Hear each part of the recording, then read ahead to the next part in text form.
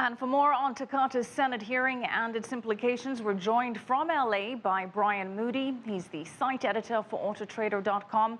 Brian, thanks for being on the show with us. Yes, thanks for having me. All right, Brian, the number one issue is why has this taken so long to come to light and to be dealt with? Well, there's been reports of accidents or problems as far back as 2004, but one of the problems is this isn't brand specific. So you may hear a lot of talk about one car brand or the other, and it really isn't limited to just one brand, and that can make finding the real problem a little bit more difficult. Well, the problem seems to lie very clearly with the Takata airbags, and the recalls have been limited to certain geographic regions with high humidity that apparently make that propellant less stable. As we saw in Jim Spellman's report, Honda has expanded the recall to include more states and millions more vehicles. On Tuesday, we had the National Highway Traffic Safety Administration calling on automakers to expand the recall nationwide.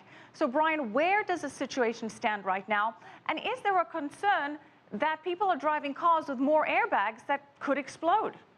Yes, absolutely. That's the concern, is that some people could be driving cars where the airbags are dangerous. And I believe that the recall is going to be expanded beyond what it is right now, because limiting to states where there's high humidity is probably not really a great solution long term. That's good for now, but can you really control what the weather is like? Can you really predict those sorts of things? I think that it's going to expand, and people who drive even used cars from several years are going to want to get their car checked as soon as possible.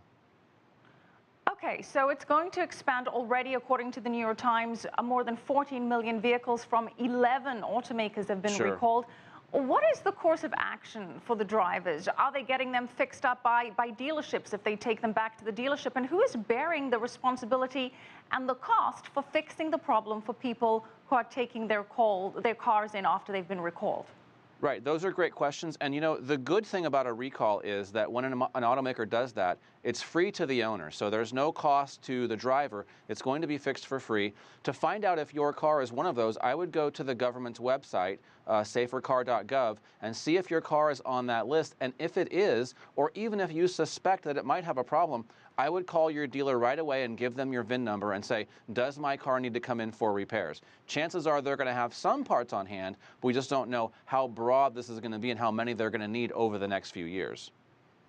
Well, yeah, one of the issues, not enough parts to fix all of these airbags, and too many people bearing too much different responsibilities for the situation. Sure. Ultimately, though, Brian, it does come back down to Takata. And after this hearing, can Takata, as a company, survive this investigation? Well, that's a good question, but Takata is deeply entrenched in automotive supplying for many different parts, including seatbelts and adaptive steering systems. So it's not something that's just going to go away, overnight. And almost it would be terrible if that were to happen, because automakers can't ramp up these parts, distributions, and installations very quickly. So it's almost like it's better for Takata to be around to fix the problem than if something were to happen to the company long term. Well, have car manufacturers stopped future orders from Takata? That's hard to say. That's probably a better question for the automakers. However, I can tell you this. It's not as simple as just stopping use of one part. They would have to have at least a year of development to get new parts, because the process for developing cars and rebuilding cars and redesigning cars is a lengthy process. It's not something that can just happen within a day or two. Well, obviously, this also impacts the car manufacturers from Honda to Toyota to Chrysler. How does this impact them, and what are they going to do about this? Well, they'll begin notifying their customers that there's a recall. And I think one of the good things, at least for the automakers, is that with all the press, I think many customers will get the idea that perhaps some of the automakers themselves weren't aware of the problem. Now, we don't know if that's true or not, but I think rather than it being a brand-specific thing, so years ago we had a specific thing with, just one brand, or more recently just one type of car, I think that's going to help the automakers, because it won't make them look like it's their problem. It is their problem in a way, but because it's so broad and so widespread, I don't think it'll be focused, at least the brunt of the negative attention, on one particular automaker.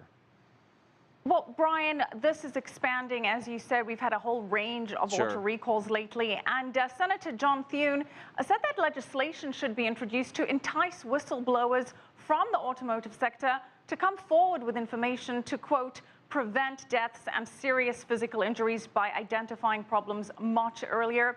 He's actually proposing legislation that would give people 30% of any penalties. Do you think this is the right path forward? Well, I think it's an interesting idea because obviously the problem in some cases is that the culture of the company doesn't allow someone to come forward and be heard. Sometimes maybe there's too much concern about rank or where they are in the company, those kinds of things. It's an interesting idea. Whether or not that's the solution or not, I don't really know, but the bottom line is people should feel more free to come forward and say, I see a problem, and be taken seriously, while at the same time limiting the disruption to business of people coming forward with frivolous things. There has to be a middle ground, and that's an interesting solution to a long-standing problem. Right. Well, we'll see what the Senate hearing comes up with. We're going to have to leave it there. Thank you so much. Brian Great, Moody, thank you. site editor for autotrader.com. Thank you.